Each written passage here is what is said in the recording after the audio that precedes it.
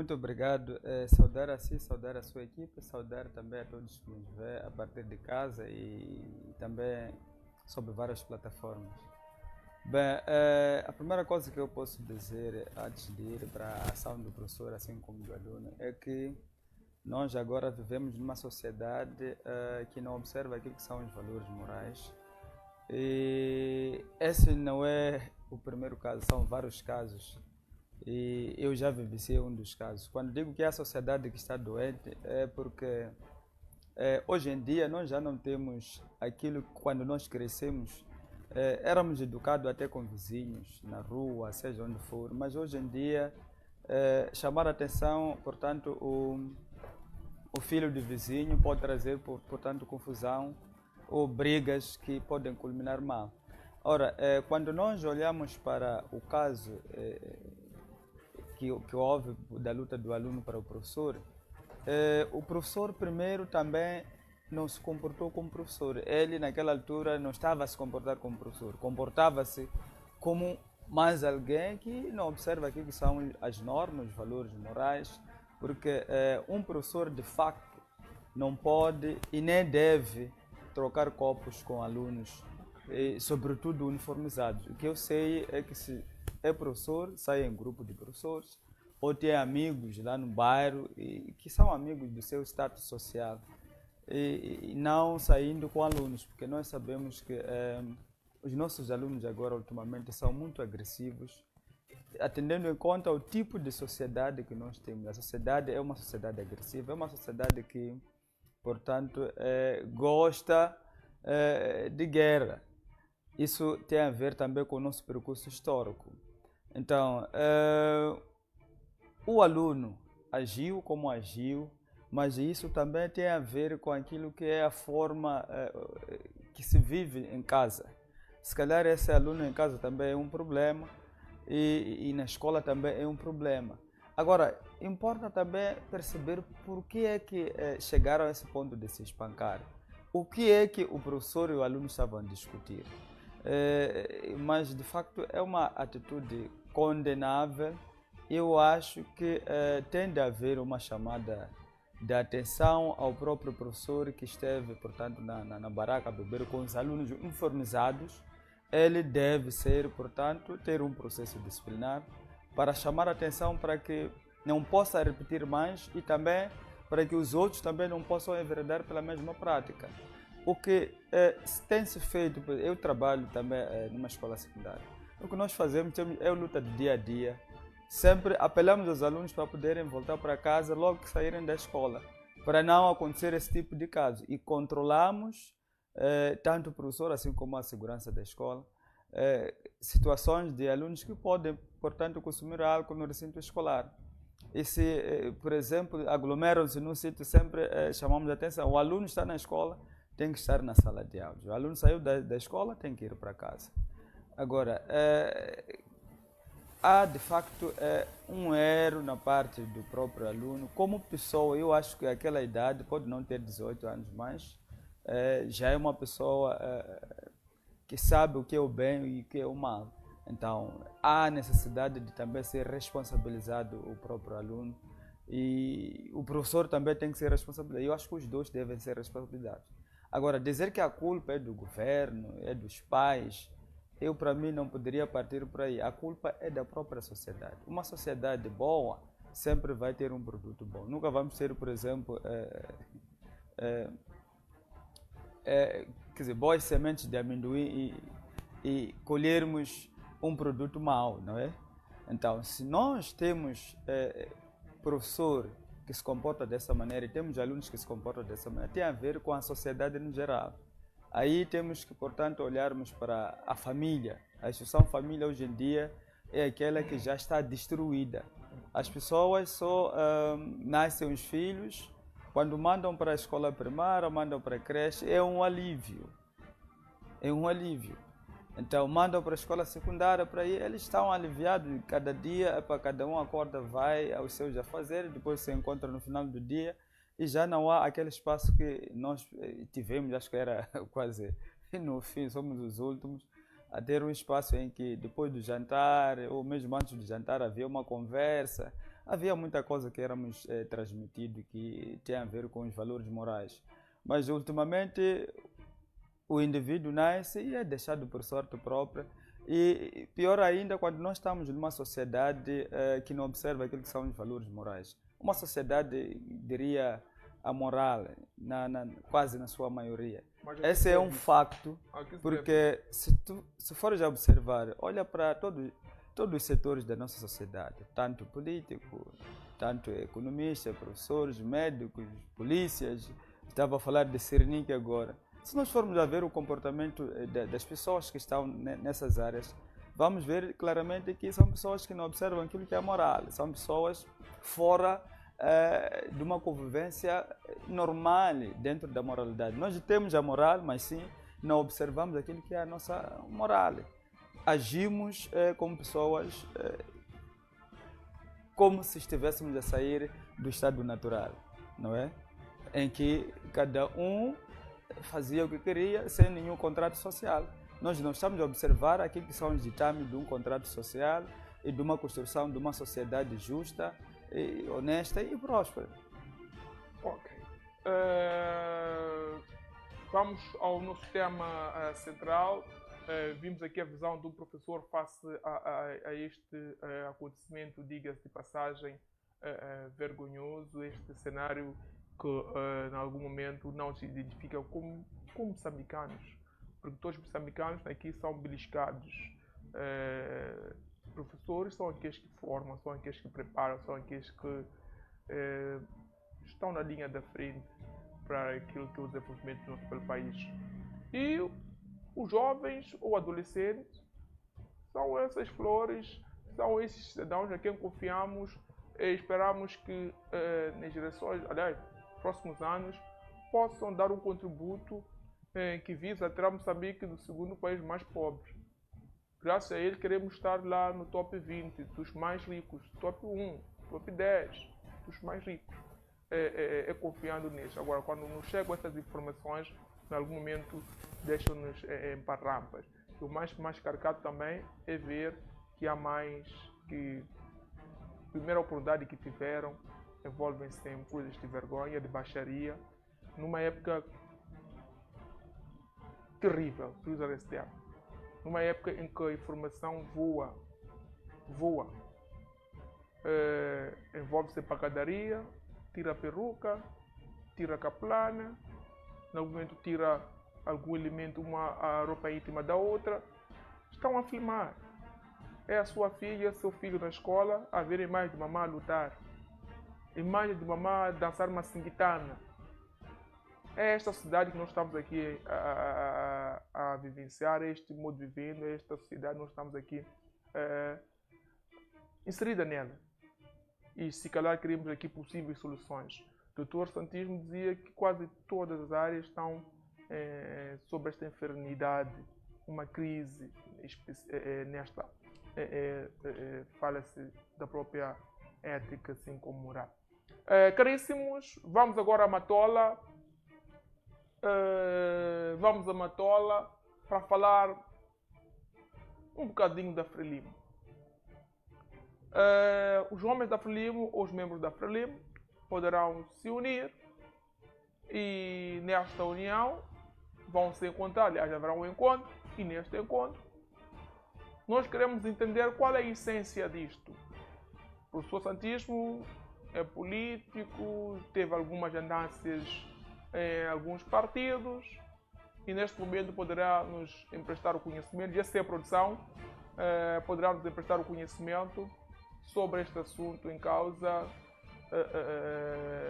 o que é o Comitê Central, o que é a Comissão Política, este encontro que haverá hoje da Frelimo, que impactos terão, o que é que isso poderá mudar, influenciar politicamente em Moçambique, na governação, assim como socialmente, ou é algo simplesmente virado para o partido e que visa fortalecer as bases, não, fortalecer até o próprio partido, de modo em que se prepara para o próximo pleito eleitoral, ou é lá onde se vai delimitar estratégias que visam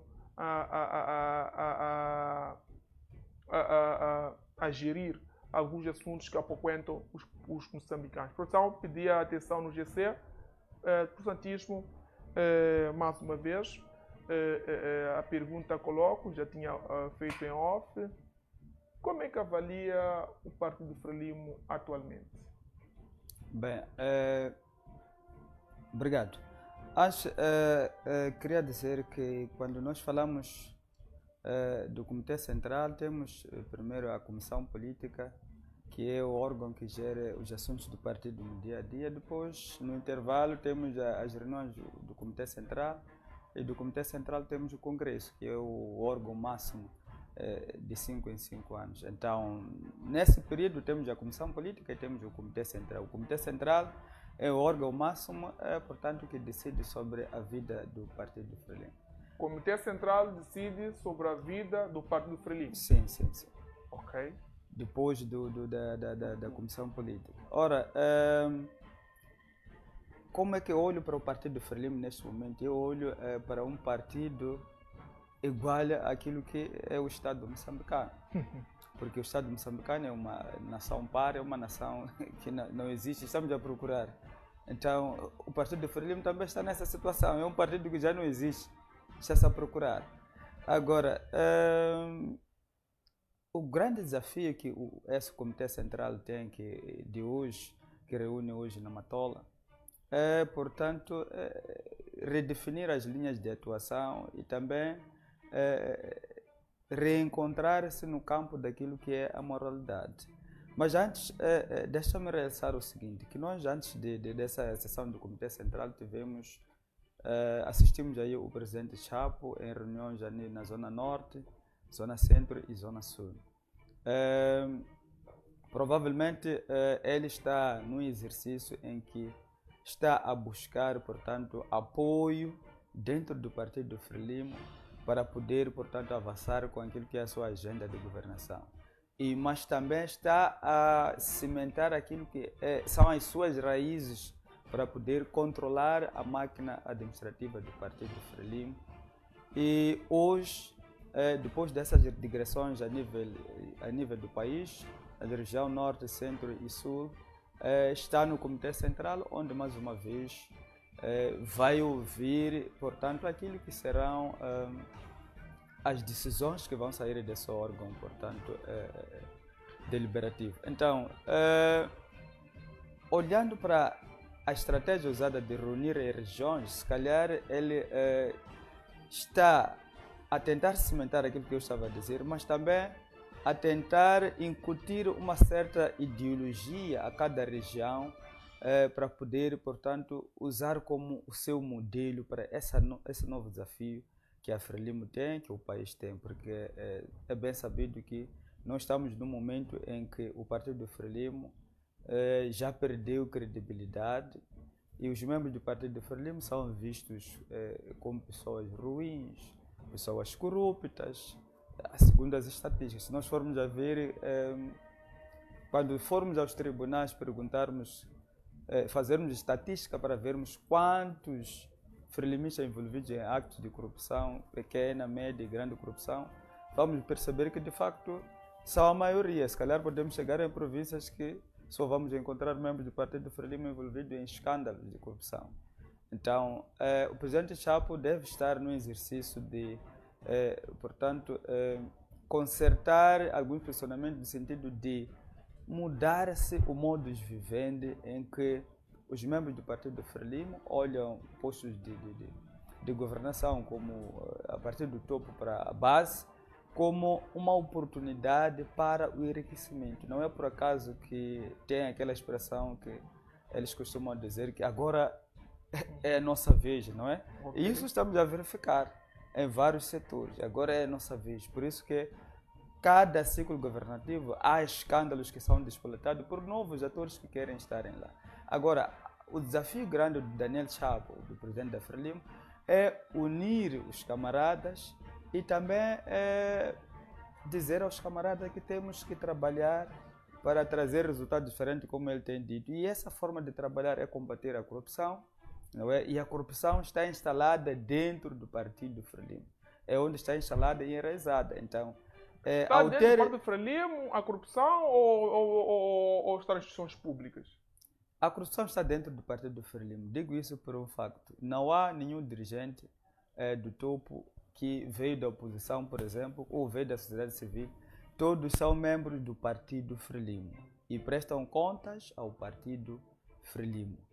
E se for a ver, por exemplo, quando eu digo que a corrupção está dentro do Partido Frelimo, esses membros são os mesmos que estão envolvidos em campanhas eleitorais para a angariação de fundo, mesmo nas alfândegas. Há membros que eu conheço, que não posso mencionar os nomes, que quando chega tempo de campanha angariam fundos para o Partido Frelimo. E em todas as áreas, INSS, então, e quando o Partido Frelimo tem eventos, são esses membros que são mandados para poderem tirarem fundos. Os corruptos.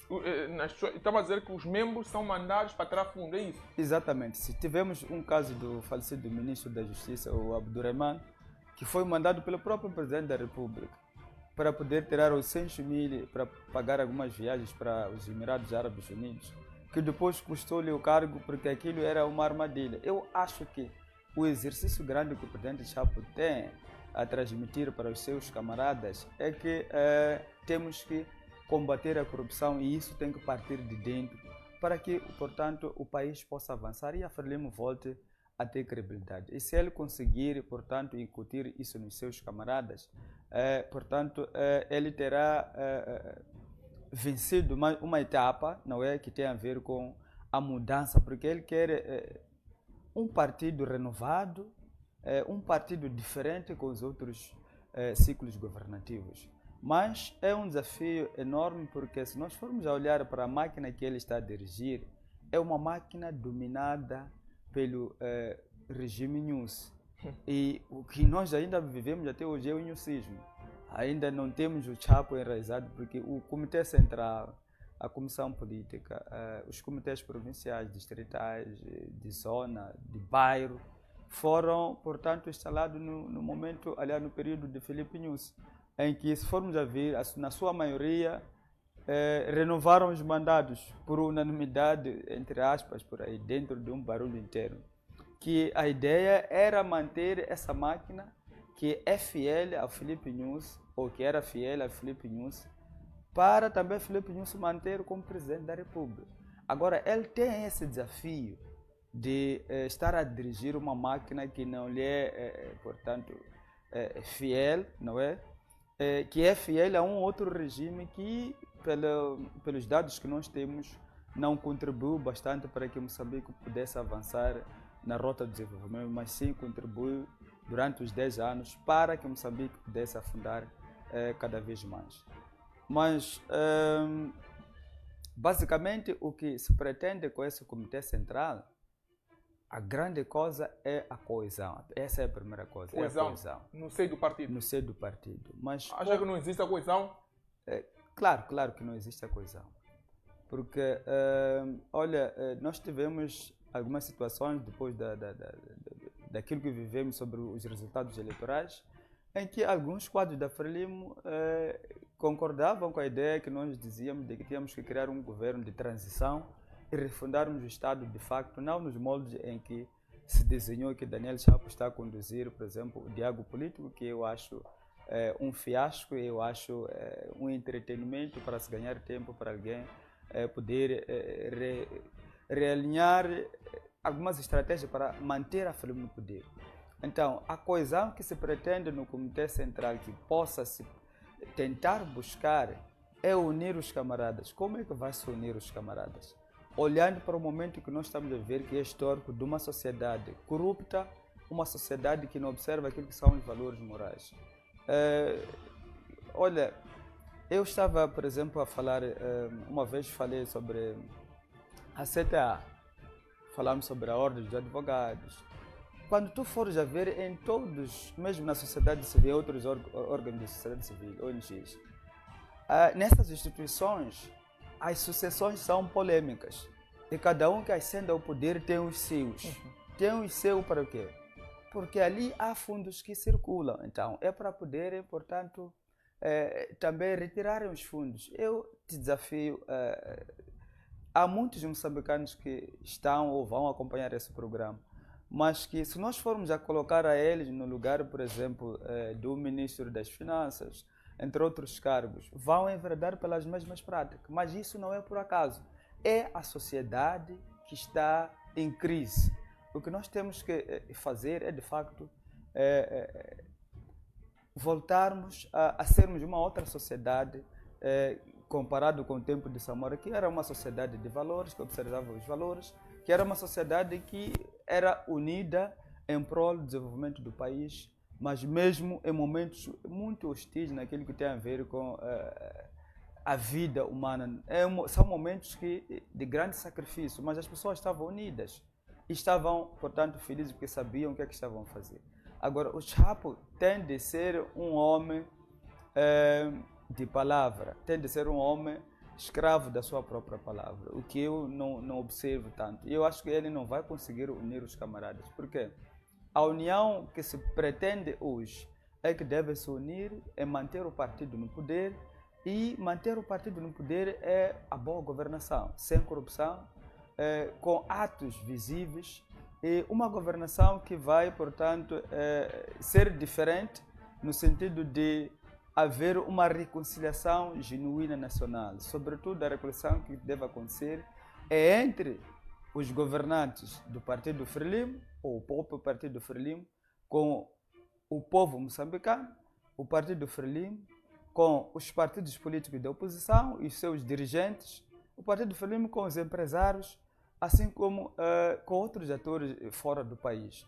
Então, essa é a grande batalha que Chapo tem, que não vai conseguir. Bem, eu digo que isso depende do Chapo, porque o presidente Samora, quando mobilizou o povo moçambicano para trabalhar em prol do desenvolvimento do país, ele foi exemplo. E é por isso que ele morreu sem ter acumulado riquezas, não é? Então, o presidente Chapo tem de tomar um exemplo. Eu gostaria de ouvirmos ou de batermos números aqui, dizermos o presidente Chapo, quando tomou posse, tinha tantos milhões no banco, tal como outros presidentes fazem, não é? É transparência. Tinha tantos milhões no banco, e depois, no final do mandato ou ao longo do mandato, vamos verificar quanto é que o presidente Chapo tem. Porque eu tenho reservas em olhar para o Chapo como homem que diz que vamos combater a corrupção, e está a combater a corrupção quando, há bem pouco tempo, ele está, com a família Chapo, está num esquema de capulanas que, como é de praxe, quando sempre há importações de produtos de fora para dentro do país, essas importações vêm com outros bens, não é? E também vêm com drogas. Moçambique é um corredor de drogas. Não sabemos se essas capulanas da esposa do presidente, esses contadores vão de vir com capulana só, ou vão de vir com droga, ou vão de vir com outras coisas. Há essa possibilidade de aparecer com algumas coisas para beneficiar alguns, é isso? É isso, é isso. Há uma senhora das alfândegas que até disse que o país nunca vai, portanto, ser autossuficiente na arrecadação de receita para poder cobrir aquilo que é o orçamento geral, quando nós temos alguns que têm direito, não é?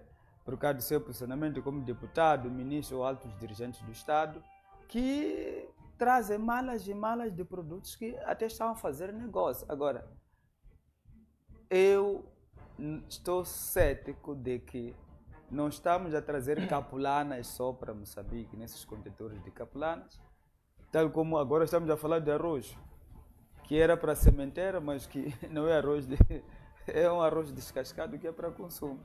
Agora, eu creio que o presidente Chapo, no momento de crise em que nós estamos, ele deve primeiro olhar para ele, aquilo que Sócrates dizia: homem, conhece-te a ti mesmo, não é? E o Nelson Mandela dizia mais, que se tu queres mudar a sociedade, muda-se a si mesmo. Enquanto o presidente Chapo não mudar-se a si mesmo, a família, ele não vai conseguir trazer, portanto, uma união genuína dentro do Partido Frelimo. No seu ponto de vista, o presidente Chapo já tem um poder. Para quem dizia que anteriormente o presidente Chapo não tinha poder no seio da Frelimo, acha que o presidente Chapo, comparado com Guebuza, com Gessá na altura, o presidente Chapo tem esse poder de dizer: não, a minha visão é esta, eu quero que sigam neste prisma, acha que tem essa autonomia, presidente Chapo? Ele é presidente do Partido Frelimo, é presidente da República. Ele tem esse poder, mas tem que ser de uma forma inteligente para poder usufruir desse poder. Ele tem uma oportunidade de ter sido, portanto, presidente num momento histórico em que a Frelimo já não tem credibilidade. Em nome do povo e em nome da estabilidade econômica, social e política do país e em nome da recuperação da própria imagem da Frelimo, ele joga muito nisso e pode, portanto, conseguir impor algumas políticas. Dele. Sim, está a favor dele. Ele pode o contexto em que ele assume o poder Exato. da Frelimo está a favor dele. Ok. Então, ele pode bem conseguir impor aquilo que é a sua ideologia dentro da razoabilidade no seio do próprio Partido do Frelimo, mas não vai ser possível, ilustre, ele conseguir uma coesão genuína. Será uma coesão de faz de conta, uma coesão que não vai trazer nenhum benefício para o país e assim como para o próprio Partido Frelimo. Por quê? Uma coesão genuína que eu defendo seria aquela em que os membros do Partido Frelimo poderiam se unir em prol de uma única coisa, que é a boa governação. Todos terem uma única causa. Sim, boa governação. Sim, sim. E essa decisão pode ser desse encontro, querendo? Bem, esse encontro vai tomar aquilo que são as diretrizes, não é? Rumo a uma própria, aliás, a uma genuína coesão, assim como o combate à corrupção, que é uma das bandeiras do presidente Chapo, que até sempre foi bandeira de todos os presidentes. Até o presidente Samora combateu isso, não é? O nepotismo, entre outras coisas. Então, ele, como estando num momento histórico, não é? Portanto, diferente com os outros, ele tem essa oportunidade de tentar incutir isso aos membros e eles devem todos abraçar essa agenda de combate à corrupção, boa governação, transparência e, sobretudo, uma unidade nacional genuína, porque o que é que falta? Eu, às vezes, não gosto de dar rodeios, eu gosto de ir direto aos assuntos. Se nós reconhecemos que somos um Estado falhado, que somos, e sabemos por quê, é por causa das eleições, eu não vejo nenhum mal que o presidente Chapo possa, portanto, eu por mim, hoje mesmo, ou lá no Comitê Central, poderiam tomar um posicionamento de, olha, nós estamos a fazer o diálogo político nacional, a inquirir as pessoas sobre os mesmos problemas, que já sabemos que na campanha eleitoral já houve também outras plataformas que já foram ter com o povo. Por que nós, sabendo que é o problema de coisa eleitoral, por que não resolvemos o problema eleitoral? O problema eleitoral resolve-se com o quê? Não resolve-se com a criação de novas instituições. É verdade que precisamos de novas instituições e algumas leis, assim como mexidas na Constituição da República. O problema eleitoral resolve-se com a mudança de atitude. Esse é um dos temas que deve ser levantado no Comitê Central, que os membros do Partido Frelimo devem mudar de atitude, reconhecer que o povo votou no candidato X. Não é o diálogo nacional que vai mudar, não é o diálogo nacional que vai mudar isso. O diálogo nacional é desnecessário, porque nós já sabemos que o nosso problema é eleitoral. Se calhar estaríamos a ir reunir a população para perguntar como é que vamos combater o roubo do voto. Se calhar é isso, mas sabemos que é um ladrão. Os ladrões são os membros do Partido Frelimo.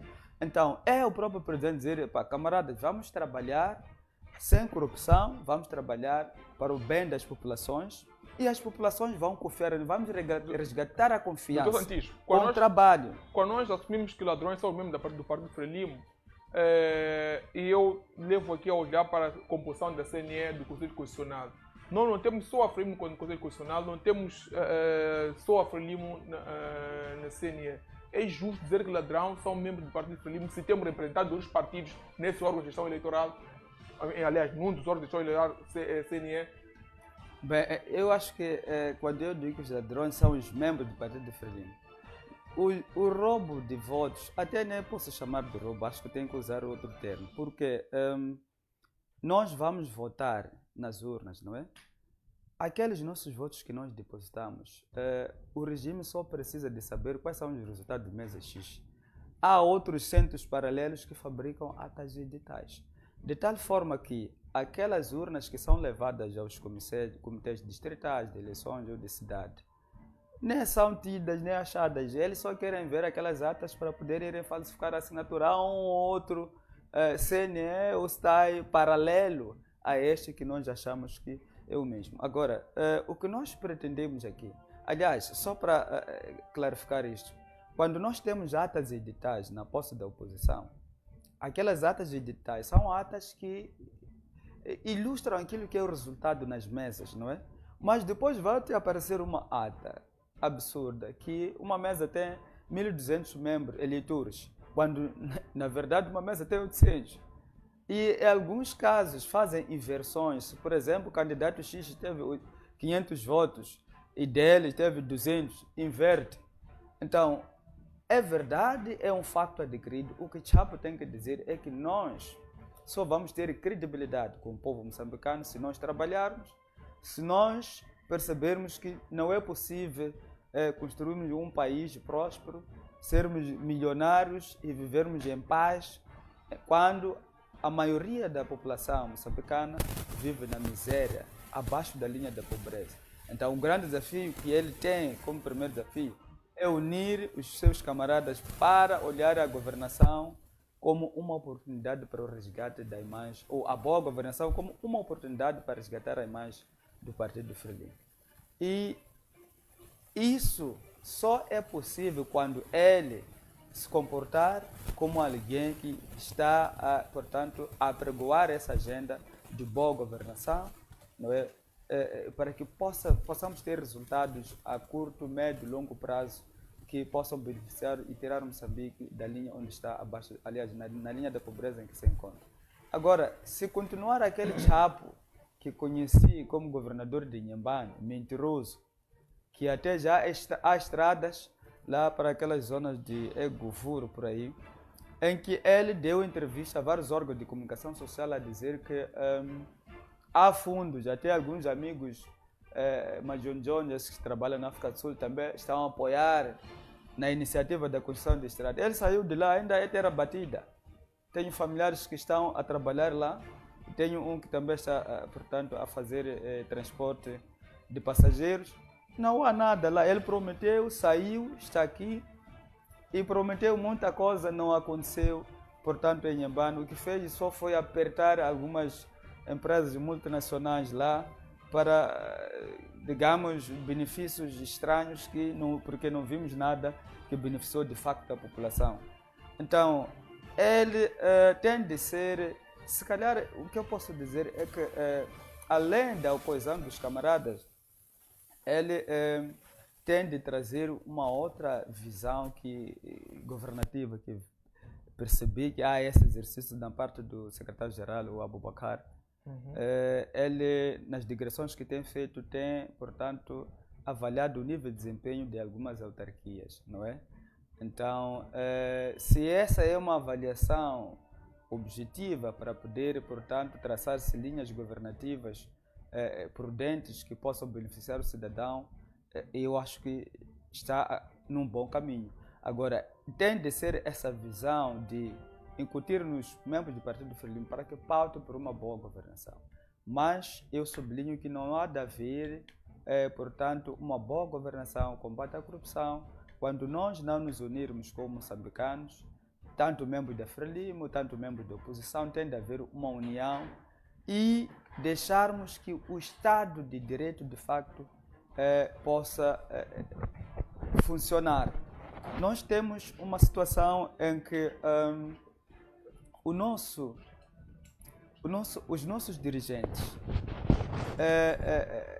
não olham para a moçambicanidade como a primeira coisa que une a nós todos para podermos avançar. Agora, eu acho que o presidente Chapo esteja inspirado com ideais de Samora, de Eduardo Mondlane e outros compatriotas, mesmo de Afonso da Cama, de Venâncio Mondlane, e chegar lá no Comitê Central discutir, sobretudo, uma questão muito fundamental que pode vir a paralisar, portanto, de novo o país. Olha, se nós formos a ver, ilustre, nós temos um assunto candente que tem a ver com uma questão política. O presidente Chapo tem de ser claro e frontal, e o Comitê Central tem de discutir esse assunto. Por que nós estamos a fazer um diálogo político nacional quando entendemos que o problema é eleitoral? Por que é que não nos unimos de facto? Tanto os vistos como venancistas ou não, sociedade civil entre outros. Por que não nos unimos para construirmos uma nação una e uma nação que vai prosperar? Porque a união faz a força. Por quê? Se nós continuarmos com um discurso desfasado de que... eu estava a escutar aquelas canções aí de publicidade para esse Comitê Central que dizem: camarada, o Frelimo sou eu, camarada, Frelimo sou eu. Então, eu acho que isso é bom, mas esse é o grande problema, portanto, que se levanta, não é? De camaradagem egocêntrica, porque no mandato anterior, e ainda isso está nas mentes das pessoas, é que quem não é da Frelimo, o problema é dele. Então, temos que nos unirmos de facto. Eu acho que não é mau. Eu estaria satisfeito e muito feliz como moçambicano ouvir que a Frelimo tem um posicionamento saído do Comitê Central, diferente, que tem a ver com o resgate do espírito da unidade nacional, onde,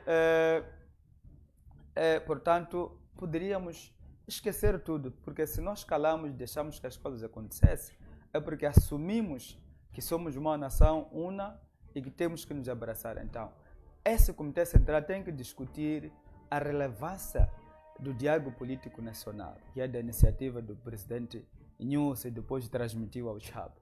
Tem que discutir como é que nós, como moçambicanos, podemos nos unir para nós desenvolvermos o nosso país.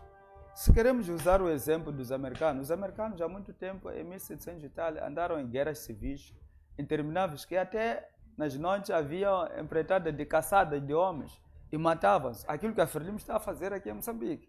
Na África do Sul, nós tivemos o exemplo de Mandela, que ele, depois de 30 anos, saiu de lá e abraçou aqueles que lhe puseram na cadeia e trabalharam, e a nação sul-africana está como está, graças a essa visão de Mandela. E os Estados Unidos da América está como está, graças a essa visão. Chegaram a um dado momento que disseram: olha, estamos a nos matar entre nós, por que nós não nos unimos? E vamos trabalhar todos em conjunto, é o que aconteceu. Agora, essa Frelimo que puxa de um lado para lá, não quer saber da oposição, há a tendência de perseguir, eu acho que não pode ser assim. Eu acho que o Comitê Central tem de discutir o assunto Venâncio Mondlane, o assunto de todos os implicados, portanto, nas manifestações que mataram pessoas. Não podemos olhar para Venâncio Mondlane, não é nenhum assassino. O assassino é quem não dá comida ao povo, não dá medicamento. O assassino é quem usa os tais ditos cães para poderem morder o povo. Que ouvimos do próprio presidente a dizer que o polícia tem que ser como um cão. Então eu acho que são essas coisas que devem ser eliminadas para que o presidente Chapo possa ter um bom alinhamento naquilo que é o contexto político e social moçambicano. Tem de haver a unidade nacional na mesa, e discutir a unidade nacional hoje em dia passou daquilo que vínhamos discutindo nos anos passados, agora tem a equação Venâncio Mondlane e os seus seguidores. E tem a equação de outros membros da oposição, que se calhar são mal vistos ou somos mal vistos porque não podemos falar de Venâncio Mondlane, porque a tendência é essa, mesmo os que estão no diálogo político, há essa tendência de que não podem olharem para o grupo dos Venâncio Mondlane. Até por algum momento, quando o Denis Tivana aparece no diálogo político, quando saudamos a ele, algumas pessoas nos olhavam com desdém. E eu, em particular, no dia que fomos lá, no lançamento do diálogo político, esteve lá com o Venâncio Mondlane. Quando eu cheguei um pouco atrasado, quando entrei, algumas pessoas que fazem parte do circuito da segurança terão falado de propósito para eu ouvir: este aqui é crítico sobre o diálogo político nacional, vem fazer o quê? Mas eu fui convidado via partido pelo próprio presidente da República. O Venâncio Mondlane, quando saiu, deu a entrevista fora. Estavam a dizer: esse cabeludo, já lhe viram lá dentro, não sei lá. Então, são essas coisas que o Chapo tem que limar nos seus camaradas para que, portanto, o Comitê Central saia unido a saber que tem que trabalhar, combater a corrupção, trabalhar olhando no povo como a sua inspiração e, sobretudo, olhar no cidadão. Nós estamos a falar de um país que eu acho que tende a haver um pouco de academia nas sessões do Comitê Central. Eu acho que falta academia, porque se nós estamos a falar de governação, porque a questão fundamental do Partido Frelimo, o grande desafio é governar bem, combater a corrupção e beneficiar o povo. Nunca vamos governar bem quando nós não sabemos quantos somos, quando nós não sabemos qual é a projeção, por exemplo, de novos jovens que vão precisar de emprego, de quantas crianças, por exemplo, quando falamos, por exemplo, da área de saúde, área de educação, quantos alunos vão entrar na escola, de facto? E quantos é que permanecem, vão reprovar? E o que é que nós vamos precisar, por exemplo, nas Forças Armadas, na polícia? Nós temos o Instituto Nacional de Estatística, não é? Que hoje em dia virou uma instituição política.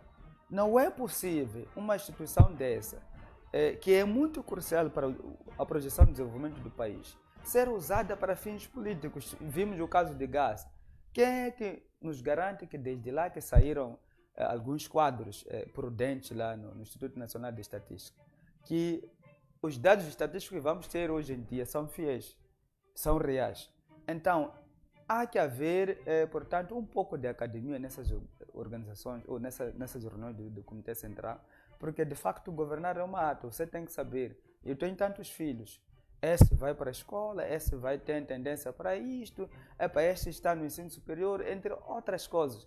É aí que nós, portanto, vamos conseguir governar bem. E isso tem que fazer parte da equação do Comitê Central. Não basta só discutir assuntos internos, combate à corrupção, vamos trabalhar o trabalho. Antes de dizer vamos trabalhar, vamos limar algumas coisas que impossibilitam para que se possa trabalhar. Uma das coisas também que deve se discutir no Comitê Central, se haver abertura, os presidentes do município têm que colocar na mesa a questão do atraso do desembolso do Fundo de Compensação Autárquica. E também têm que colocar na mesa a questão, digamos, de alguns membros do Partido Frelimo, do topo, a nível central, provincial, por aí, que vão, abastecem de borla, querem benesses, querem que as suas empresas ganhem concursos à força e depois não fazem nada. Tudo isso aqui no nosso país. Sim, são essas coisas que o Partido Frelimo deve discutir e limar para poder se unir em prol da boa governação. E essa boa governação vai trazer uma boa imagem para o Partido Frelimo. Mesmo para terminarmos, doutor Santis trouxe aqui as possibilidades, algumas coisas devem ser feitas, mas em linhas gerais, acha que a Frelimo está preparada para sair com as decisões ou abordar os temas que o Santismo aqui acaba de trazer, combate à corrupção no verdadeiro sentido, dar espaço, Chapo para trabalhar, já que ele carrega consigo essa vantagem, o contexto em que assume o poder da liderança deste partido. Acha que não haverá desdém por parte de alguns quadros que vão olhar para Daniel Francisco Chapo como nosso presidente, o nosso herói, nosso representante, o homem que temos que permitir que com os membros, os seus conselheiros, venham com ideias inovadoras, as ideias que, por mais que venham romper aquele que é o nosso mundo vivendo, mas é um mal necessário.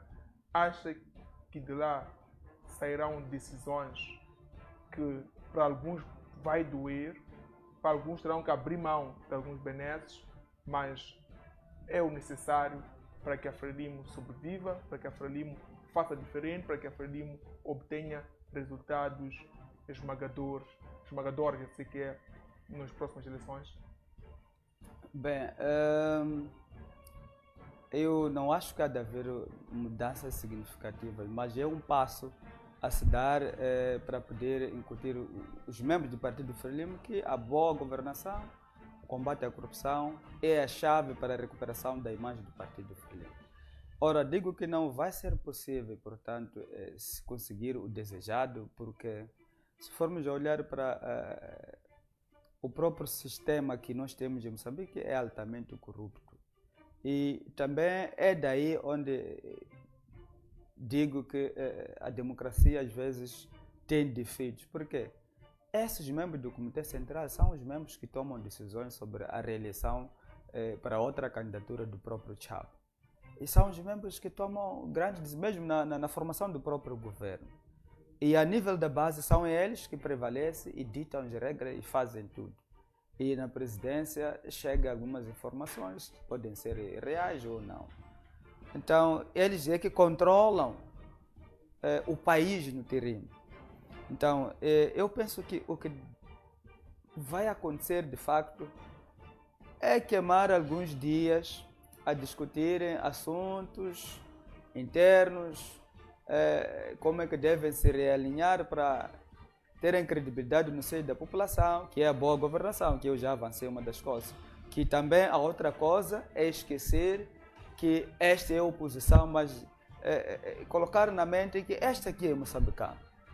Então, eu vou pedir que possam me atender aqui duas pessoas, como tem sido habitual, dois moçambicanos que possam ligar e opinar, acrescentar alguma coisa sobre o tema que estamos aqui a discutir e, por que não, também questionar, havendo espaço para tal.